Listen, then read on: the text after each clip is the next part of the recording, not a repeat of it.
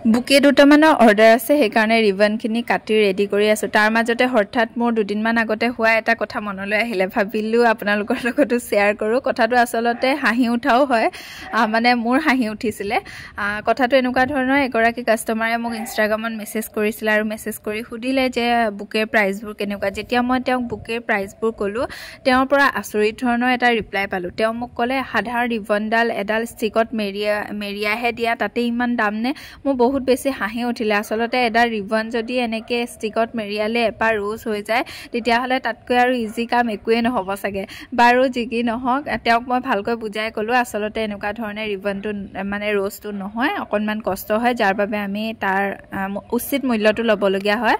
সেইটোৱে কথাটো আচলতে মানুহে কেনেকুৱা ধৰণে ভাবে ন সকলোৱে ভাবে যে বস্তুটো বহুত বেছি ইজি হয় যি ধৰণে দূৰৰ পাহাৰখন দেখিবলৈও ধুনীয়া লাগে আৰু তাত বগাবলৈও ইজি যেন লাগে কিন্তু যোনে বগাই তেওঁহে জানে যে কিমান বেছি টাফ হয় বাৰু কথা পাতি থাকোঁতে মোৰ বুকেটো ৰেডি হৈ গ'ল দেখিছেই নহয় কিমান বেছি মৰম লাগিছে আপোনালোকেও এটা কমেণ্ট কৰি জনাব আৰু এই বুকেটো অৰ্ডাৰ বহুত বেছি আহি গৈছে মানে চবেই বহুত বেছি ভাল পাইছে আৰু তাকে মই এতিয়া ৰেডি কৰি আছোঁ